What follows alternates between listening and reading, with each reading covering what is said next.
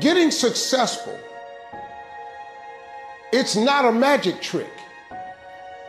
You have a say-so in that. You can decide to be rich, but you first have to think it. The difference between successful people and non-successful people is here. You have to change this. If you keep doing what you've been doing, you're gonna keep getting what you've been getting. So if you're at a place in your life and you ain't happy with it, you have to change some things. But you have to make a conscientious decision that you're going to change. And it's not dependent on anybody else. It don't matter what your mama think, it don't matter what your coworkers think, it don't matter what your siblings think, it don't matter what your children think, it don't matter. They have nothing to do with it. This decision is yours and yours alone. Never let anybody tell you that you can't. A lot of time as a leader, a lot of time as a business builder, a lot of time as a craftsperson, we will have an idea for a business or a product where the rest of the world says that's impossible. And we have to be coming from a place from within where our I can is larger than our I can. You absolutely must do the interior work required where you have these fiery levels of confidence where when the world is saying, you know what, I dismiss your vision, or that is impossible, you have to be that lone voice who goes, no, you know what, it is possible, and just watch me do it. I am not going to allow anything to shake me. I'm not going to allow anything to stop me. I'm not going to allow anything to stop my happiness and my growth. You got to live beyond reality.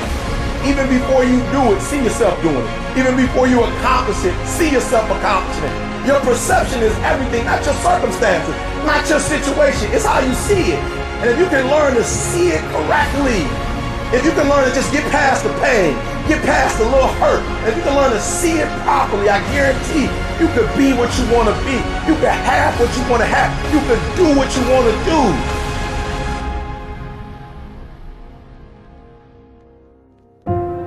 Another chance to become more of who you were created and what you were created to fulfill.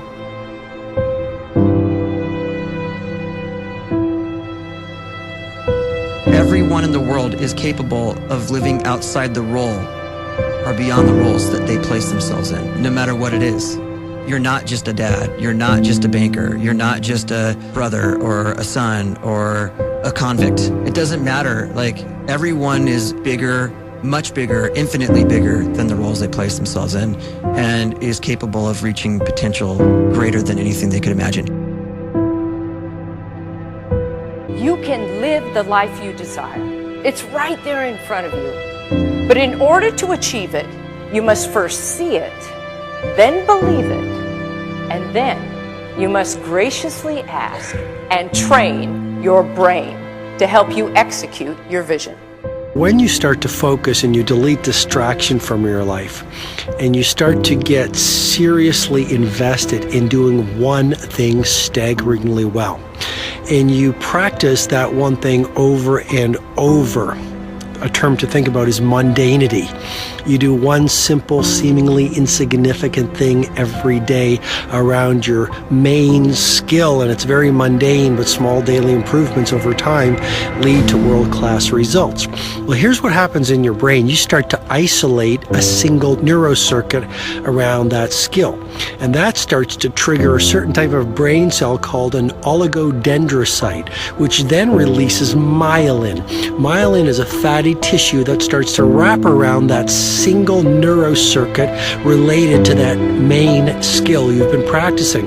And when myelin starts to wrap around the brain circuit, what happens is you have accelerated learning times, you can see more quickly, heightened perception, and you'll learn more quickly. And that is really the quote-unquote secret of the great producers. It's not a result of some natural gift, but their daily practice, their relentlessness and their grit, their work ethic, and their singular focus and sacrifice. A great life is built by evolution. Small and steady wins the race. What you do every day is far more important than what you do once every decade. I want you to really think about that idea. What you do every day is simply your life in miniature. And as you live every single day, so you're crafting your life. What you do over the next hours is really building your future. And if you can just get every single pocket of 24 hours right as best as we humanly can, the rest of our life is going to take care of itself. So small wins matter. The scripture says we will eat the fruit of our words. You are planting seeds when you talk. At some point, you're going to eat that fruit. My challenge is make sure you're planting the right kind of seeds. If you want apples, you have to sow apple seeds. If you want oranges, you can't plant cactus seeds, poison ivy seeds, mushroom seeds. You're going to reap fruit from the exact seeds that you've been sowing. In other words, you can't talk negative and expect to live a positive life. You can't talk defeat and expect to have victory. You can't talk lack, not enough, can't afford it, never get ahead, and expect to have abundance. If you have a poor mouth, you're going to have a poor life.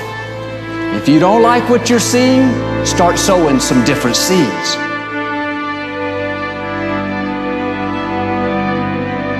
We may not realize it, but we're always feeding ourselves. What we watch, listen to, the people we're around, the thoughts we're dwelling on, that's feeding our inner man. If you go to lunch with people that talk bad about the boss, make fun of a coworker, put down a friend, they're feeding you gossip, feeding you jealousy, feeding you disrespect. Here's the key. Whatever you feed is going to grow. You may not like what they're feeding you. You're a nice person. But if you continue to hang around them, before long, you'll be gossiping. You'll be critical. You'll be disrespectful. Why? Because you kept feeding the wrong things. If you're always feeding negative thoughts, thinking, I'll never get well, I'll never meet the right person, you're feeding doubt, feeding mediocrity, feeding fear. If you know exactly what you want to be, you need to spend as much time with people that are actually that already.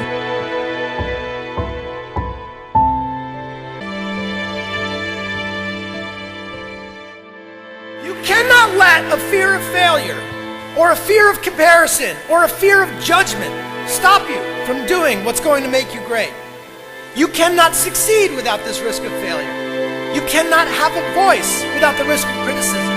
And you cannot love without the risk of loss. You must go out and you must take these risks.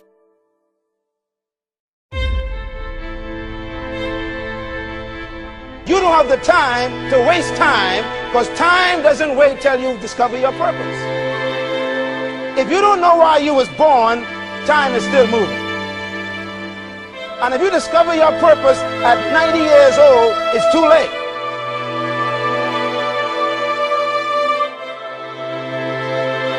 You don't know how young you are.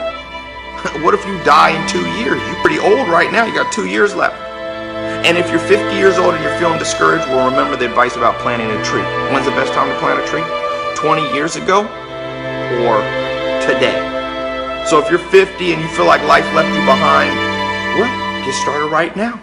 Better late than never. Better late than never. Don't think about time and age so much. It gets people distracted. When the whole world's distracted, you be focused.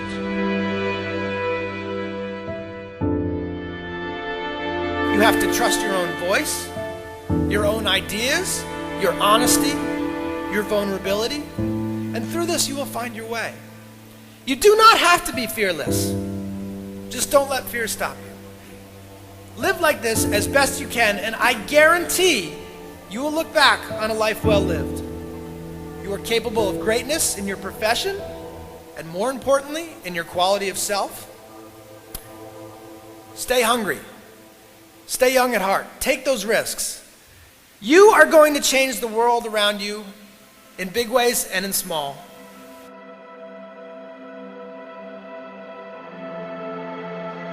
Where do you start? You start right here. And when do you start? You start right now. You initiate the action aggressively. You go.